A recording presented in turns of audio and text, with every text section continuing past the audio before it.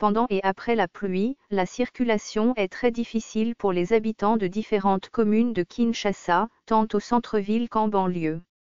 Non seulement les véhicules commis au transport en commun sont rares mais aussi les routes en délabrement aux nombreux nids de poules deviennent boueuses. Ce qui amène les automobilistes à se faire de l'argent sur le dos de passagers à bord de leurs véhicules. Les prix de la course en taxi ou taxi-bus sont revus à la hausse, multipliés par 2 ou par 3, pendant ou après la pluie à Kinshasa.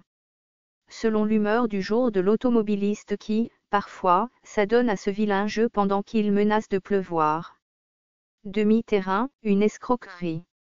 La pluie diluvienne du lundi 9 avril à Kinshasa a occasionné, comme il en est le cas en pareille circonstance, une perturbation en ce qui concerne les transports en commun. Pour les conducteurs de motos et automobilistes, c'est une aubaine. Car, très souvent, s'ils ne sectionnent pas le trajet pour faire payer le double, voire le triple du tarif normal, c'est ce que les Kinois appellent demi-terrain, une pratique qui frise l'escroquerie, car cela consiste à sectionner le même itinéraire en 2 ou 3 tronçons. Aussi multiplient-ils carrément ce tarif par 2 ou par 3. À prendre ou à laisser. Et malheur à celui dont les poches ne sont pas, car il n'a d'autre solution que d'emprunter la ligne 11, c'est-à-dire la marche à pied. Dans la commune de Galiema, par exemple, les passagers empruntant la ligne DGC Pompage n'étaient pas épargnés des caprices de ces conducteurs de motos et d'automobiles, qui ont usé de cette pratique de demi-terrain jusqu'au niveau de Camp Manganga en exigeant 300 FC, avant de poursuivre sur Pompage en faisant débourser le même montant pour les taxis et taxi-bus.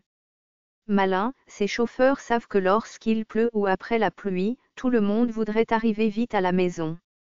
Aussi se résignent-ils parfois à prendre des raccourcis et à payer le prix imposé.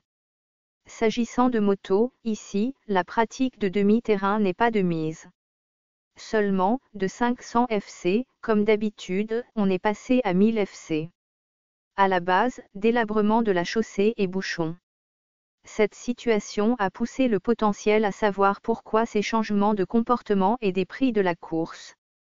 Selon les conducteurs de motos et les automobilistes, pendant et après la pluie les arrange, car cela leur donne l'occasion de majorer le prix de la course et // ou de sectionner le trajet.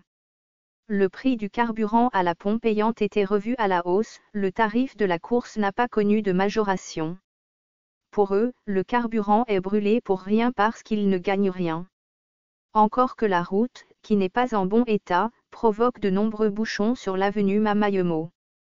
Au bout du compte, tous ceux qui empruntent cette ligne ne se plaignent, car non seulement ils ne sont pas habitués à ce tarif imposé, mais aussi ils déplorent le faible pouvoir d'achat de la population.